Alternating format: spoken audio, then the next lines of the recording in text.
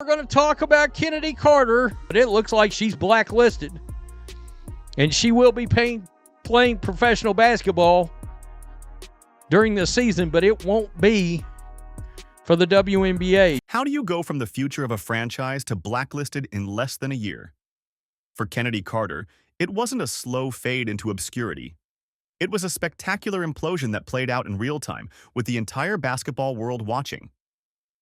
Just a year ago, Carter was lighting up the scoreboard, a rising star with a dazzling career ahead. Today, she's signing with a foreign league just to stay on the court. Seriously, she needs to do whatever she can to get some help, get her anger under control, where she will not have another incident like the one where she slammed into Caitlin Clark. She's out of the league. This isn't just a story about a player switching teams. It's about how a single moment, magnified by a series of choices, can completely rewrite a promising career. Carter's downfall didn't come because of injury, age, or declining skills. It came from something far more damaging, a moment of impulsive anger that revealed everything the league feared was lurking beneath the surface. Despite the solid fourth season from Carter, an incident with Indiana Fever guard Caitlin Clark stood out to many. The 2024 WNBA Rookie of the Year came in the league, became arguably the most popular player. There, I cleaned it up for you, which may have rubbed some people the wrong way, including Carter. But to understand how Kennedy Carter ended up here, we need to rewind to one fateful night in June 2024, a night that changed everything. And Clark. I mean, that's clearly a foul, which was called. The question is, will they call it unnecessary? Kennedy Carter. It was supposed to be just another regular season game. The Chicago Sky versus the Indiana Fever. June 1st, 2024. A tight matchup, fans on edge. Every possession feeling like it could tilt the outcome. Caitlin Clark, the rookie sensation who had already captured national headlines, was doing what she did best. Controlling the tempo, making plays, keeping her team alive. So she was signed to the Chicago Sky with Teresa Weatherspoon, with Angel Reese, with Camila Cardoso, and, the rest of the folks. And then we get to the body check. This was originally ruled an away from the ball foul, but it was obviously a flagrant foul. It really upset a lot of people, which really escalated the issue. And it was really just poor sportsmanship on Kennedy's part. Then, seemingly out of nowhere, it happened. As players transitioned down the court after a Chicago basket, Carter, appearing casual at first, suddenly altered her path. It wasn't a slight adjustment. It was sharp, deliberate. She cut straight into Clark's lane and delivered a brutal hip check that sent the rookie sprawling to the hardwood. Gasps echoed through the arena. The live broadcast stuttered in shock. Commentators abandoned their play-by-play to blurt out the only question that made sense. What was that? Something's got to wake her up, too. Something's got to wake her up and say, man, I could be in the WNBA right now, starting on a team, being their leading scorer. I've got to get my temper and my head under control. I got to figure it out somehow. The referees huddled at the monitor while millions of fans clipped and shared the footage online. At first, officials tried to keep it light, a common foul. But the next day, under growing scrutiny, it was officially upgraded to a flagrant foul. It wasn't just rough play, it was personal, dangerous, and, as many would soon argue, career-altering. There's no doubt Kennedy Carter is extremely talented, but she's got to get her head screwed on straight. If the hip check raised eyebrows, Kennedy Carter's reaction afterward set the entire basketball world on fire. When reporters offered her the chance to explain, to apologize, or even just cool the flames, Carter famously said 7 words that sealed her fate. I ain't answering no Caitlin Clark questions. No regret. No acknowledgement. Just pure defiance. That she knocked Caitlin Clark to the floor. We all saw it, a flagrant foul. And many people, including myself, thought it was borderline assault. It was awful. Meanwhile, Caitlin Clark handled the situation like a seasoned veteran. No theatrics. No retaliation. Just dusted herself off hit her free throws, and kept playing. Her response only widened the gap in public perception between the two players, one portrayed as composed, the other as reckless and bitter. The contrast was impossible to ignore, and it turned a heated moment into a full-blown public relations disaster for Carter. And then Kennedy just wanted to give you an opportunity to talk about that moment between you and Caitlin. What was that play, what was said, and kind of what led to. Next question. Yeah, I mean, play before Caitlin, it seemed like she turned to you a little bit. Yeah. After the I ain't answering no Caitlin Clark questions. Did she say anything to you? I don't know what she said. What'd you say to her? I didn't say anything. That's enough. We're good. She's good. Instead of fading away after a news cycle, the story metastasized. Every sports show, every panel, every podcast dissected not just the foul, but what it said about Kennedy Carter's character. By refusing to even acknowledge what had happened, she didn't just alienate fans, she alienated the league itself. Yeah, I wasn't expecting it, but I think it's just like, just respond, calm down, let your play do the talking. It is what it is. It's a physical game. Go make the free throw and then execute on offense, and I feel like that's kind of what we did, but you know, it is what it is, I guess. I don't know. It didn't take long for the consequences to become brutally clear. Despite leading the Chicago Sky in scoring with a career-high 17.5 points per game, Carter wasn't offered a new contract. The team let her walk away for nothing, not a trade, not a second-round pick, not even a conversation. And there has not been a peep about anywhere that she could be landing in this free agency. So a lot of people, including myself, are wondering, is she worth the risk now? Even more damning, not a single WNBA team picked her up. As rosters filled out, Carter remained unsigned, stuck in free agency limbo. One anonymous GM didn't mince words, saying, "We wouldn't touch her even with a 10-foot pole." That's not a casual dismissal, that's a death sentence in professional sports, where even controversial players usually get second and third chances if their talent is undeniable. I mean, she can score with the lights out. I mean, she's pure offense, a pure shooting guard, scoring guard. An instant offense. But if you're a team, do you really want her on the team? I wouldn't. This wasn't about skill anymore. It was about trust, about chemistry, about whether bringing Kennedy Carter into a locker room was worth the guaranteed drama. And for every team in the WNBA, the answer was a resounding no. Can you break down that situation that happened? Yeah. So, in basketball a little bit, there's things called talking, what you like to call smack or whatever everybody likes to call it. Yeah. Plays before things are said, you know, that's a part of basketball. The Caitlin Clark incident wasn't the beginning of Carter's troubles. It was just the most public. Insiders knew the warning signs had been flashing for years. In 2021, during her sophomore season with the Atlanta Dream, Carter was suspended indefinitely for what the team called conduct detrimental to the team. No specifics were ever made public, but whispers of locker room clashes and immaturity circulated fast. I think a play before, maybe I was elbowed. Okay, that happens. Think the next play down, maybe something was said. And then maybe there was like a little clip of somebody like yelling in my face. And then we go down the court. Then I hit like a little bucket, you feel me? Come down, hit like a little nice little mid-range pull-up. And then I just like, you know, just give her like a little like, I'm here. Like, you know, I don't think it was, you know what's crazy? Me and my brother went back and watched, and we seen a lot of clips in the NBA of guys getting like pushing LeBron. Like, I think it was Jeff Teague or somebody who like pushed LeBron out of bounds, like said, man, I was mad because like we couldn't stop him. After Atlanta, the Dream didn't try to mend fences.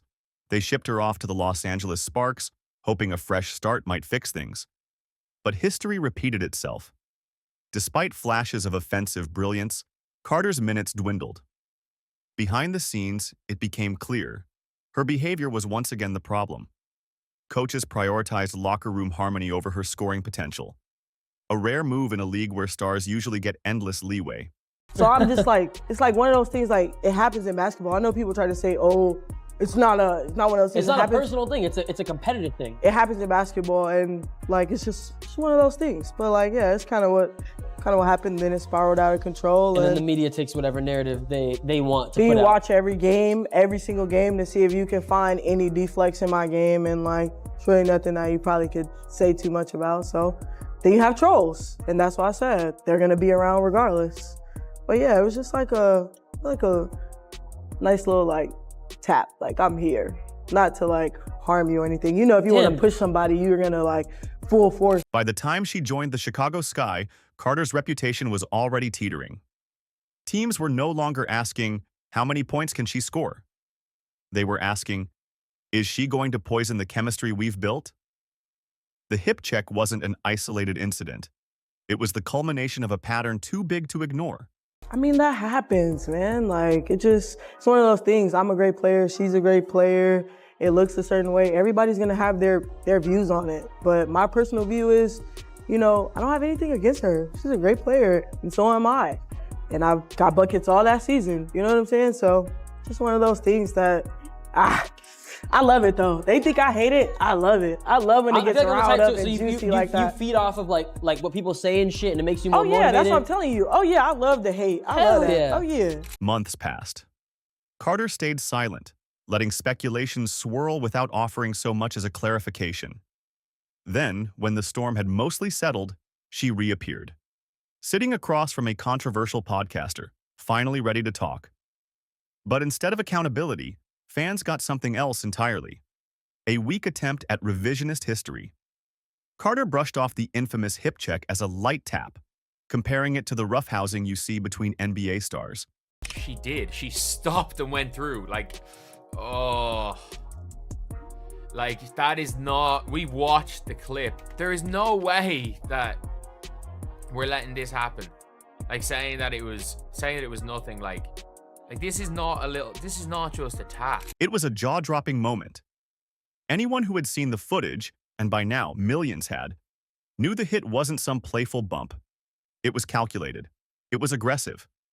Carter's attempt to rewrite the narrative came off not just as disingenuous, but desperate.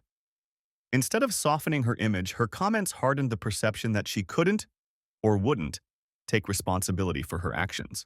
This is crazy, and this changes everything, because all this time we've been waiting on Kennedy Carter to take responsibility for what she did to Caitlin Clark. It shows me, I ain't even got to watch all this footage right here, but I am going to look at it. But it's showing me right now that she still is not taking responsibility for her actions. She's finna blame this whole situation on Caitlin Clark supposedly talking smack to her.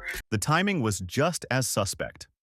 With no WNBA contract in sight and her options dwindling fast, it looked less like genuine reflection and more like a last-ditch effort to repair her public image. But the damage was done. Carter wasn't just battling bad press. She was battling the sense that she couldn't be trusted to tell the truth, even about the most public moment of her career. Atlanta Dream did suspend her in the middle of the sophomore season, basically saying she was a detriment to the team and the team culture. So then the Atlanta Dream decided to trade her to the Sparks, the Los Angeles Sparks. With WNBA training camps opening and her phone stubbornly silent, Carter made a move that few could have predicted a year earlier. She signed with Mexico's LMBPF, officially joining Adelita de Chihuahua. The announcement, buried deep in Instagram feeds, made it clear the WNBA chapter was closed, at least for now. I mean, good luck. Good luck. I don't know who's going to take her. I don't know what teams are going to take her. No, I don't think she's going to the Indiana Fever. I mean, yeah, bring her in after what happened. I don't think so. For Carter, this represented both a lifeline and a harsh reality check. She still had the raw talent. That much was undeniable. Her 17.5 points per game from the previous season proved she could be a star on the court. But in professional sports, skill is only part of the equation. Character, maturity, and team chemistry matter. And when executives weighed Carter's scoring against the potential locker room disruption, the risk was too great. During the 2024 WNBA season, guard Kennedy Carter emerged as a key player for the Chicago Sky, leading the team in scoring with 17.5 points per game, a career high. She would still be probably their best pure offensive weapon if she was still on that team. Now, there's a world where Camila Cardoso, and I've said this, will be their best player this year, provided they allow her to ball, or provided Angel Reese gets the hell out of the way, one of the two. In Mexico, Carter will likely dominate. Her ability to score in bunches won't vanish overnight, but it's a far cry from the national spotlight, television deals, and packed arenas of the WNBA. It's a new beginning, yes, but one rooted in exile, not opportunity. And whether this is a temporary detour or the permanent end of her WNBA dreams remains to be seen. Fast forward to Friday, Carter, who saw her one-year deal with the Sky come to an end, has yet to sign with the WNBA team. With training camp right around the corner, Carter has elected to join a different league as she awaits another shot at the WNBA. Kennedy Carter has taken her talents to the Mexican, and I'm not even trying to pronounce that, the LMBPF.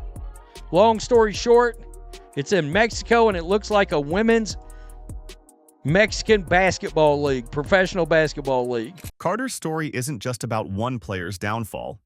It's about how the WNBA itself is changing.